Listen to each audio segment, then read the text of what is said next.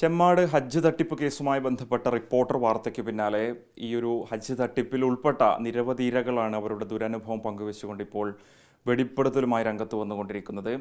ഈ ഒരു ഘട്ടത്തിൽ എനിക്കൊപ്പമുള്ളത് ഈ ഒരു തട്ടിപ്പിനിരയായ സമസ്തയുടെ മുൻ അധ്യക്ഷനും പ്രമുഖ മുസ്ലിം പണ്ഡിതൻ കൂടിയായിരുന്ന കാളമ്പാടി ഉസ്താദിൻ്റെ മകൾ സഫിയ ഉമ്മയും സഫിയ ഉമ്മയുടെ ഭർത്താവായിട്ടുള്ള മായിൻകുട്ടി ഉപ്പയും ഒരു തട്ടിപ്പിലിരയായി എന്നുള്ളതാണ്. ഇവരെ പോലെ നിരവധി പ്രായമായ മനുഷ്യർ വർഷങ്ങളോളം കാത്തിരുന്ന് ഹജ്ജിന് പോകാൻ വേണ്ടി കാത്തുവെച്ച പണമായിരുന്നു ഈ വ്യക്തിക്ക് കൈമാറിയത്. പക്ഷേ പിന്നീട് അത് നടക്കാത്തതിൽ വലിയ വിഷമത്തിലാണ് ഇവരെ പോലെയുള്ള നിരവധി ആളുകളുള്ളത്. സഫിയ ഉമ്മയും അതോടൊപ്പം തന്നെ മായിൻകുട്ടി ഉപ്പയും നമ്മളോടൊപ്പം ചേരുന്നുണ്ട്. ഹജ്ജിന് പോകുക എന്നുള്ളത് വലിയൊരു ആഗ്രഹം ആയിട്ട് കുറേ കാലമായിട്ട് ആഗ്രഹിച്ച് നന്നായിരുന്നു. സാമ്പത്തികമായിട്ട് നമ്മൾ ഇല്ലാത്തതുകൊണ്ട് പിന്നെ ഉള്ളതിലൊരു കുറഞ്ഞ സ്ഥലമുള്ളതിന് അതിൽ അത് കുറച്ച് വിറ്റ് കണ്ട് ആണ് അതിന് മാർഗം കണ്ടെത്തിന്. പിന്നെ അപ്പോൾ ഇങ്ങനെ രംഗത്ത് വേദികളിലൊക്കെ അറിയപ്പെട്ട പണ്ഡിതന്മാരെയൊക്കെ ഉൾപ്പെടുത്തിക്കൊണ്ടുള്ള ഒരു പിന്നെ അമീറന്മാരൊക്കെ വെച്ച് വലിയ പരസ്യമൊക്കെ കണ്ടപ്പോൾ അവരെ ആ ട്രാവൽസിൽ കൊടുക്കുക എന്നുള്ള തീരുമാനിച്ചു. അങ്ങനെ പിന്നെ ട്രാവൽസിൽ കൊണ്ടുപോയി കൊടുത്തേക്കാണ് പൈസ.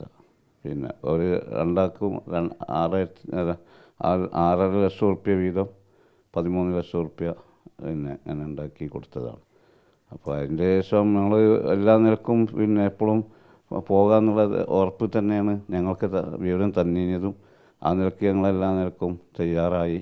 നാട്ടുകാരും പിന്നെ ജുമാൻ്റെ ശേഷം ഒക്കെ പറഞ്ഞ് ചെയ്ത് പിന്നെ നാട്ടുകാരും സുഹൃത്തുക്കളും അതുപോലെ നമ്മളെ അടുത്ത് പഠിച്ചിരുന്ന കുട്ടികളും ഇവരൊക്കെ കുടുംബങ്ങളൊക്കെ കൂടി യാത്രയപ്പും കാര്യങ്ങളൊക്കെ തന്ന് അപ്പോൾ പോകേണ്ട ആ സമയം വന്നപ്പോൾ 1 മണിക്കൂർ വെച്ചിട്ടാണ് മുടക്കിയത്. അത് വലിയൊരു സങ്കടമായിപ്പോയി.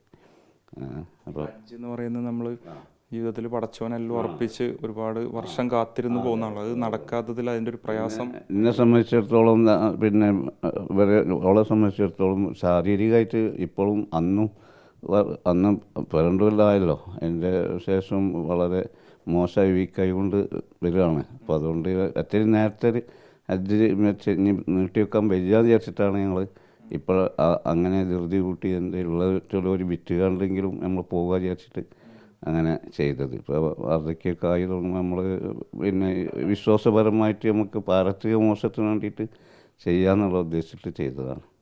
അപ്പം അതിങ്ങനെ വരും എന്നുള്ളത് നമ്മളൊരിക്കലും പിന്നെ പ്രതീക്ഷിച്ചതല്ല. അങ്ങനെ ഒരാൾ ചെയ്യുമെന്ന് നമുക്ക് വിശ്വാസം ഇല്ലായിരുന്നു. 12 ലക്ഷത്തോളം കൊടുത്തു എന്നല്ല പറഞ്ഞു, അതിൽ 13 ലക്ഷം. അതിലെന്തെങ്കിലും പൈസ തിരിച്ച് കിട്ടിയോ? ഒരു പൈസയും അതിന് കൊടുത്തതിന് തിരിച്ച് കിട്ടിയിട്ടില്ല. ഒരു സമയത്ത് പൈസ തിരിച്ച് തരും എന്ന് പറഞ്ഞുകൊണ്ട് എൻ്റെ പിന്നെ ചെക്കോ അതൊക്കെ തന്നതിന് ശേഷം അവർ പിന്നെ അത് പൈസ ഇല്ല അങ്ങനെയാണ് വന്നത്. പൈസ ഇല്ലാത്ത ചെക്കായിരുന്നു. അങ്ങനെ ആ നിലയ്ക്ക് 2-3 മാസം 3-4 മാസം അപ്പുറത്തേക്ക് തന്നെ ഡേറ്റ് പറഞ്ഞിന്. അതുവരെ അങ്ങനെ പോയി. പിന്നെ അതിൻ്റെ ഇടയ്ക്ക് പിന്നെ ഓരോ മധ്യസ്ഥന്മാരെ ഇറക്കിയിരുന്നു. നമ്മൾ യഥാർത്ഥ മധ്യസ്ഥന്മാരായിട്ടാണ് അവർ നമ്മളടുത്ത് വന്ന് സംസാരിച്ചിരുന്നത്. അപ്പോൾ അവരെ രണ്ടാളെ ഒരു വക്കീലും അതുപോലെ തന്നെ വേറെ ആൾ മറ്റേ ഭാഗത്തുള്ള ഒരാളൊക്കെ ഇറങ്ങി ഓരോരുത്തരും 3-4 മാസമൊക്കെ പിന്നെ അവധി പറഞ്ഞ് അതൊക്കെ ഒരു ഡൂബിളി ആളുകളായിരുന്നു എന്നുള്ളതാണ് നമുക്ക് മനസ്സിലായത്. അപ്പോൾ അങ്ങനെയൊക്കെ കുറേ സമയങ്ങൾ പോയി. ഇപ്പം നമ്മൾ ഹജ്ജ് എന്നൊക്കെ പറയുന്ന അത്രത്തോളം പരിശുദ്ധമായിട്ടുള്ളൊരു കർമ്മ, ആ ഒരു വിഷയത്തിൽ ഇങ്ങനെ ഒരു തട്ടിപ്പ് നടക്കുന്നത് നമ്മൾ പ്രതീക്ഷയില്ല. അങ്ങനെ ചെയ്യുന്ന നമുക്ക് വിശ്വാസം തന്നെ ഇല്ല. ഒരു ആളുകളും മതവിശ്വാസികളല്ലാത്തവരും അത് ചെയ്യുമെന്ന് നമുക്ക് തോന്നുന്നില്ല എപ്പോഴും. പക്ഷേ അത് ഇങ്ങനെ വന്ന് നമുക്ക് വിശ്വസിക്കാതിരിക്കാൻ പറ്റില്ല. ഇനിയിപ്പോൾ ഇത് ഡേറ്റുകളൊക്കെ അങ്ങനെയൊക്കെ നമ്മൾ ആ ഒരു വിശ്വാസം നമുക്ക് ഉണ്ടായിരുന്നു. വഞ്ചിക്കൂല എന്നുള്ള ആ വിശ്വാസത്തിൻ്റെ പേരിൽ അവർ ഏത് ഡേറ്റ് തന്നാലും നമ്മൾ അതുവരെ കാത്തിരിക്കുന്നതും അതുപോലെ തന്നെ ഏത് മധ്യസ്ഥന്മാരാണെങ്കിൽ പറയുമ്പോൾ നമ്മൾ ചതിക്കൂല എന്നുള്ളത് തന്നെ ആയിരിക്കും എന്ന് വിചാരിച്ച് ഞാൻ പോകുന്നതാണ്. അപ്പോൾ അവസാനത്തേക്കാണ് ഇതിൻ്റെ മുഖം ശരിക്കും മനസ്സിലായത്. പിന്നെ ഇപ്പോൾ ശാരീരികമായിട്ട് വളരെ പിന്നെ ഇതിൻ്റെ ടെൻഷനും കാര്യങ്ങളൊക്കെ ആയിട്ട് ഇവർക്കൊക്കെ കുറേ രോഗങ്ങളായി. ഭാര്യക്കും ഒക്കെ എനിക്കൊന്നും തന്നെ കണ്ണിൻ്റെ കാഴ്ചയൊക്കെ നഷ്ടപ്പെട്ട് ദർശനം ഇപ്പോൾ പള്ളിയിലൊന്നും പോകില്ല. ഇപ്പോൾ കുട്ടികൾ പിന്നെ ആയിട്ട് തന്നെ പുറയിലിരിക്കുകയാണ്. ശരിയില്ല. നമ്മളെ സംബന്ധിച്ച് ഒരാൾക്കുള്ള പൈസ പോലും നമ്മൾക്ക് ഒപ്പിച്ചാൻ പറ്റാത്തൊരവസ്ഥ. ഇവൾക്ക് അപേക്ഷ കൊടുത്തിട്ട് കിട്ടിയിട്ടുണ്ട്. പിന്നെ അതിന് പൈസ അടക്കാൻ അടുത്ത അടവ് അടക്കാൻ ഒരു പൈസയും കയ്യിലില്ല. അതുപോലെ തന്നെ എനിക്കിനി അഥവാ കിട്ടിയാലും പിന്നെ എൻ്റെ കയ്യിൽ നിന്ന് ഒരു പൈസ എടുത്തുകൊണ്ട് പോകാനില്ല. ഇനിയിപ്പോൾ വിൽക്കാന്ന് പറഞ്ഞാൽ വിൽക്കാനുമില്ല, ഉള്ളതിലൊരു വിറ്റുകൊണ്ടാണ് ഞങ്ങൾ അതിന് ഒരുങ്ങിയിരുന്നത്. ഇനി വിൽക്കാൻ അങ്ങനെ ഒരു സാധനമില്ല. ഈ പുര ഇതിൻ്റെ മുറ്റും മാത്രമേ ബാക്കിയുള്ളൂ. അപ്പോൾ വേറെ ഒന്നുമില്ല. അപ്പോൾ കണ്ടാൽ തന്നെ അറിയാമല്ലോ, ഇവിടെ വന്ന് ഇറങ്ങി കണ്ടാൽ തന്നെ അറിയാം. അപ്പോൾ പൈസ കിട്ടണം. അതിന് വേണ്ടി നിങ്ങളെല്ലാവരും സഹകരിച്ച് നിങ്ങളുള്ള പ്രതീക്ഷ വെച്ചുകൊണ്ടാണ് ഇപ്പോൾ നമ്മൾ നിൽക്കുന്നത്. ഇതിലൊക്കെ ആയിട്ട് സമുദായ നേതാക്കന്മാരും പിന്നെ സാമൂഹിക പ്രവർത്തകരും ഒക്കെ ഉണ്ടല്ലോ നാട്ടിൽ. അവരൊക്കെ കൂടിയിട്ട് അതിനൊരു പരിഹാരം ഉണ്ടാക്കി തരണമെന്നാണ് ഞങ്ങൾക്ക് വിനീതമായിട്ട് അപേക്ഷിക്കാറുള്ളത്. സഫിയ ഉമ്മയും ഉണ്ട് ഇവിടെ. സഫിയ ഉമ്മ ഞാൻ നേരത്തെ പറഞ്ഞ പോലെ പ്രമുഖ മുസ്ലിം പണ്ഡിതൻ കൂടിയായിരുന്ന, സമസ്തയുടെ മുൻ പ്രസിഡന്റ് കൂടിയായിരുന്ന കാളമ്പാടി ഉസ്താദ്, ഒരുപാട് ആളുകൾ ബഹുമാനിക്കുന്ന ഒരു വ്യക്തിത്വം കൂടിയായിരുന്നു. അദ്ദേഹത്തിൻ്റെ മകൾ കൂടിയാണ് ഉമ്മ. ഹജ്ജിന് വേണ്ടി ഒരുപാട് കാത്തിരുന്നത് നടക്കാത്തുള്ളൊരു വിഷമം, ഭയങ്കര വിഷമം തന്നെയാണ്. 2 കൊല്ലമായില്ലേ ഞങ്ങൾ ഒരുങ്ങി ഈ സാധനമൊക്കെ കെട്ടി പാത്തിച്ച് തുടങ്ങിയിട്ട്. അത് ഏത് സമയത്തും ഭയങ്കര സങ്കട വിഷമമാണ്. അതിൻ്റെ കാരണത്താൽ പല അസുഖങ്ങളൊക്കെ ഉണ്ടായി ടെൻഷൻ കയറിയിട്ട് ഇപ്പോഴും സുഖമില്ലാതെ സുഖം തന്നെയാണ്. അന്ന് കുറച്ചൊക്കെ പോകാൻ കഴിഞ്ഞിരുന്നു. 2 കൊല്ലം ഇപ്പോൾ തീരെ സുഖമില്ലാതെ കണ്ട് ബുദ്ധിമുട്ടായി വന്നുകൊണ്ടിരിക്കുകയാണ്. അങ്ങനെ അന്ന് പോകാൻ കഴിഞ്ഞായിട്ടാണ് ഇത് കൊടുക്കാൻ മറ്റേ കൊടുത്തത്. അപ്പോൾ പിന്നെ അന്ന് ഇത് കൊടുത്തത് കിട്ടിയതുമില്ല. 2 കൊല്ലമായിട്ട് ഇപ്പോൾ കൊടുത്തപ്പോൾ കിട്ടി. ഇനി പോകണമെങ്കിൽ പൈസ ഇല്ല കയ്യിൽ. അത് അങ്ങനെ ബുദ്ധിമുട്ടാണ്. ഉമ്മ ഇപ്പോൾ സർക്കാരിൻ്റെ ഹജ്ജ് കോട്ടയിൽ വന്നിട്ടുണ്ട്, പക്ഷേ പോകാൻ സാമ്പത്തിക ശേഷിയില്ല. ഇപ്പോൾ കിട്ടിയിട്ടുണ്ട്, പൈസ ഒന്നും കൊടുക്കാനില്ല. ഒരു ഗഡു കൊടുത്തു. അഞ്ഞിപ്പോൾ കുട്ടികളെ പാട് കൂട്ടി കൊടുത്താണ്. ഇപ്പോൾ രണ്ടാമത്തെ കഴിഞ്ഞ് ഈ 30-30-ആം തീയതി കൊടുക്കാൻ പറഞ്ഞത്. പൈസ രണ്ടാമത്തെ പൈസ കൊടുക്കാൻ ഈ പൈസ കിട്ടിയിട്ട് വേണം കൊടുക്കണം. ഞങ്ങൾക്ക് കിട്ടിയിട്ട് എല്ലാവരും പൈസയും കയ്യിലില്ല, കൊടുത്തു പോയി. അങ്ങനെ ടെൻഷൻ അടിച്ച് എപ്പോഴും വിഷമം തന്നെ, ടെൻഷൻ കിടങ്ങാറ് തന്നെ ആ വിഷയത്തിൽ. അത് പിന്നെ കുറച്ച് പൈസയിലുള്ള എൻ്റെ ഉപ്പാൻ്റെ കുറച്ച് സ്ഥലമുണ്ട് ഞങ്ങൾക്കടെ. അത് ഞങ്ങൾക്കടെ വേണം കൂടിക്കാൻ തന്നെ ആ പൈസ കൂടിക്കാണ്. പിന്നെ ഒരു ഭർത്താവും കൂടിക്കാണ് കൂടി കൊടുത്ത പൈസയാണ് ഓൺലൈന്. ഉപ്പയൊക്കെ ചെറുപ്പത്തിൽ ഒരുപാട് പറഞ്ഞൊന്നും ഉണ്ടാവില്ലല്ലേ ഹജ്ജിൻ്റെ ഒരു പ്രാധാന്യത്തെക്കുറിച്ചൊക്കെ? അങ്ങനെയൊക്കെ ഒരുപാട് ആഗ്രഹം വെച്ചിട്ടാവും ഈ ഒരു സമയത്തിന് വേണ്ടി എനിക്ക് ആഗ്രഹിച്ച് കൊടുത്തുകൊണ്ടിരുന്ന കാത്തിന്ന് ഉപ്പ പറഞ്ഞു, ഭർത്താവ് പറഞ്ഞു, മക്കളൊക്കെ ആയതില്ലേ, എല്ലാവരും കൂടെ എല്ലാ കാര്യം പറയും. അപ്പോൾ എത്രയോ കാലം ആഗ്രഹിച്ചൊക്കെ കാര്യം ഹജ്ജ് എന്നാണ്. അപ്പോൾ ഉപ്പര് എപ്പോഴും പറയും നമുക്ക് പോകണമെന്നാണ് എന്നോട്. അപ്പോൾ ആദ്യം നിങ്ങൾ പോയിക്കോളി പറഞ്ഞു. പിന്നെ അങ്ങനെ ഒരുങ്ങി 2 ഒന്നിച്ചാണ് കൊടുത്തത്. ഒന്നിച്ച് പോകാമെന്ന് പറഞ്ഞു. കണ്ട് ഒറ്റയ്ക്ക് 2 പോകാൻ കഴിയില്ല. അപ്പോൾ നമുക്ക് ഒന്നിച്ച് പോകാനാണ് കൊടുത്തത്. 2 കൊല്ലം കാത്തിരുന്ന് 2 കൊല്ലം കഴിഞ്ഞില്ല. അത് എന്നിട്ട് ഓൻ പറഞ്ഞു എന്താണ് അള്ളാൻ്റെ കള്ളാഹില്ല, ഇബ്രാഹിം നബിൻ്റെ വിളിയാളെ കിട്ടിയിട്ടില്ല, അതുകൊണ്ടാണ് പോകാൻ കഴിയാത്തത് പറഞ്ഞു. അത് ഞങ്ങൾ അള്ളാഹാണ് പ്രാർത്ഥിച്ചോളി. ഇതൊക്കെ ഞങ്ങൾ പറഞ്ഞത്. ഇപ്പോഴും പോകാൻ ഉദ്ദേശിച്ചാണ് ഇപ്പോൾ ഒരുങ്ങിയത്. അപ്പോൾ കിട്ടുകയും ചെയ്തിട്ടുണ്ട്. ഇപ്പോൾ എനിക്ക് അവർക്ക് കിട്ടിയതുമില്ല, അവർക്ക് സ്ഥിതിയുണ്ട്. അപ്പോൾ 2 പോകണം. അതിന് പോകാനുള്ള പൈസ ഞങ്ങൾക്ക് വേണം. പൈസ ഞങ്ങളുടെ കയ്യിലൊന്നുമില്ല, ഇനി ഒന്നും കൊടുക്കാനും വിൽക്കാനില്ല. പക്ഷേ നല്ല സുഖമില്ലാതെ സുഖം കൂടി വരികയാണ്. ഇപ്പോൾ കുറേ അസുഖമില്ലായി ആശുപത്രിയിൽ കുറേ കടന്നു. ഇപ്പോഴും അങ്ങനെ പ്രമേഹം പ്രഷറും കുറേ കൂടുതലായിട്ട് അങ്ങനെ ടെൻഷൻ. ഇത് നമുക്ക് നോക്കിക്കല്ലേ സമയം. ഞങ്ങൾ പെട്ടി സാധനം ഇറങ്ങാണ്ട് അന്ന് കെട്ടി വെച്ച സാധനം അന്ന് എടുത്തിട്ടില്ലേ. അപ്പോൾ അധികം ഇറങ്ങാറന്നല്ലേ ഏത് സമയത്തും. അങ്ങനെ വിഷമത്തിൽ കുത്തിറക്കം തന്നെയാണ്. ഇപ്പോൾ പ്രാവശ്യം പോകാനുള്ള വിധി ഉണ്ടാക്കിക്കണമൊക്കെ പോകും വേണം. അതിനെ പോകാനുള്ള പൈസ ഞങ്ങൾക്ക് കിട്ടണം പോകാൻ. ഒന്നുമില്ല, മനസ്സിലില്ല. ഇത് ആദ്യമായിട്ട് ഉണ്ടാകല്ലേ. അപ്പോൾ നമുക്കറിയില്ലല്ലോ ഹജ്ജിൻ്റെ കാര്യത്തിൽ അങ്ങനെ വരുന്നാലും അറിയില്ലല്ലോ. ഇപ്പോൾ അങ്ങനെ ഒരുങ്ങിക്കൊണ്ടിരിക്കണമല്ല. അത്രയും പൂജ വെച്ച് ഞങ്ങൾ 2 എന്നും എല്ലാ കൊല്ലം പറയും ഹജ്ജിന് പോകാമെന്ന്. വൈകുമ്പോഴേ പോകാൻ കഴിയുള്ളൂ. ഇപ്പം പോകണം ഇറങ്ങാൻ അന്ന് ഒരുങ്ങിയതാണ്. അവർക്കിപ്പോൾ ഇങ്ങനെ ആകുമെന്ന് ഇപ്പോൾ ആരും കരുതിയിട്ടില്ലല്ലോ. ഇപ്പോഴും ഒരു വിഷമം തന്നെയാണ്, മനസ്സിലാക്കിയതിന് സങ്കടമാണ്. 100-ലധികം പറ്റിക്കപ്പെട്ട ആളുകളിലെ പ്രതിനിധികൾ മാത്രമാണ് ഈ ഉമ്മയും ഉപ്പയും. അവരെ സംബന്ധിച്ച് വലിയ പ്രയാസമുണ്ട്. എങ്ങനെയാണ് ഇനി ഹജ്ജ് കർമ്മത്തിന് പോകാൻ സാധിക്കുമെന്നൊരു ചോദ്യം അവർ ഉന്നയിക്കുന്നുണ്ട്. അത്രയധികം തുക അതിന് ചെലവഴിച്ച് നൽകിയിട്ടും അത് തിരിച്ചു കിട്ടാൻ സാധിക്കാതെ നിൽക്കുന്നൊരവസ്ഥ. സഫിയ ഉമ്മ സർക്കാരിൻ്റെ ഹജ്ജ് കോട്ടയിൽ ഉൾപ്പെട്ടിട്ടും സാമ്പത്തിക ശേഷിയില്ലാത്തത് കൊണ്ട് പോകാൻ കഴിയാത്തൊരവസ്ഥ. ഇനിയിപ്പോൾ ഇതുപോലൊരു പൈസ ഉണ്ടാക്കലൊന്നും നടക്കില്ല. നമുക്ക് ഉണ്ടാക്കാൻ കഴിയില്ല. നമുക്ക് ഉള്ള കുട്ടികൾക്കും പൈസയില്ല, ഇല്ല എന്നുള്ള വാസ്തവമാണ്, യഥാർത്ഥമാണ്. ഇത് കിട്ടിയല്ലാതെ അതൊരു മാർഗമില്ല നമുക്ക്.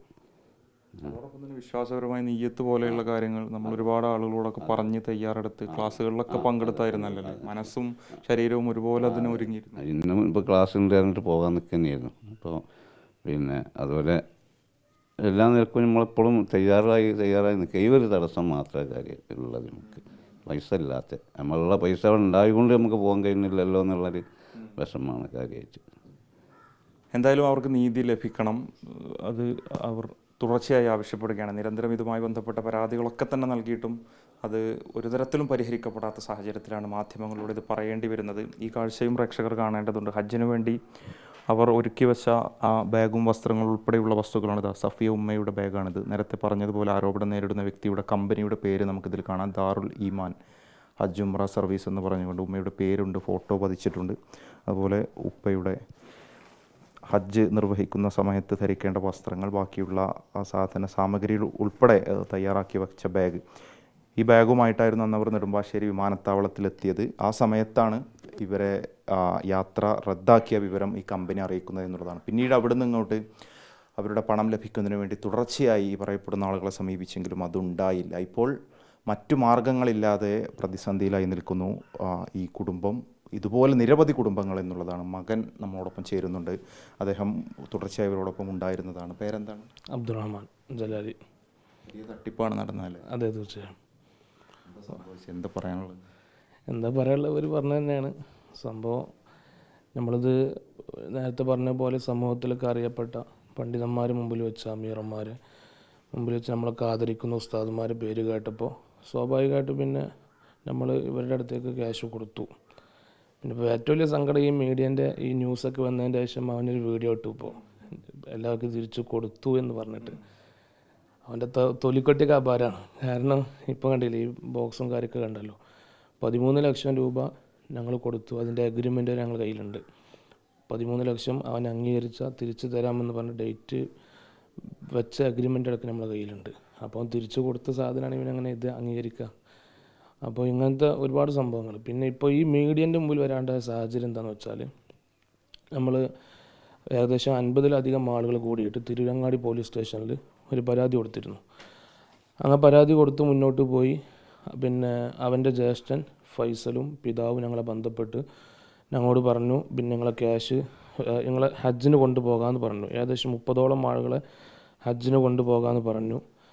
ഈ 2025 ഈ ഹജ്ജിന് കൊണ്ടുപോകാമെന്ന് പറഞ്ഞു. അങ്ങനെ ഞങ്ങൾ ഒരുപാട് ചർച്ചകൾ, ഒരുപാട് ആൾക്കാരെ ഇടയിൽ വെച്ചുള്ള ഒരുപാട് ചർച്ചകൾ ഞങ്ങൾ നടത്തി.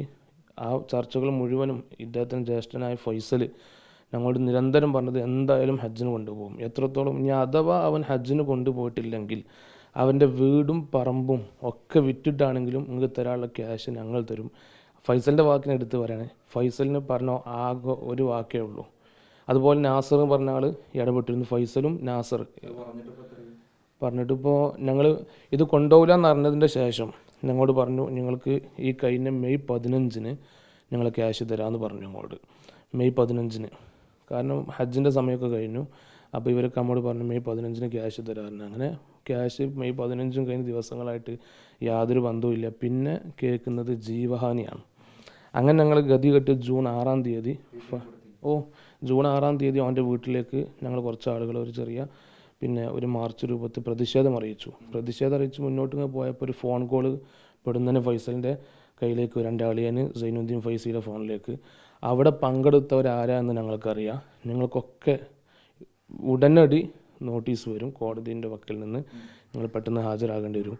പിന്നെ മാത്രമല്ല, പിന്നെ നിരന്തരം ഭീഷണികളാണ്, ജീവഹാനി, പേടിപ്പിക്കുക, കൈ മുറിച്ചും കാല് മുറിച്ചും. എത്രത്തോളം ഈ സൈനുദ്ദീൻ ഫൈസിയെ വീട്ടിലേക്ക് ചർച്ചയ്ക്ക് എന്ന് പറഞ്ഞ് കൊണ്ടുപോയിട്ട് വാതിലിട്ട് അടച്ച് അടിക്കാൻ വരെ അവരൊരുങ്ങിയിട്ടുണ്ട്. മേത്തിൽ കൈ വെച്ചിട്ടുണ്ട് ശരീരത്തിൽ.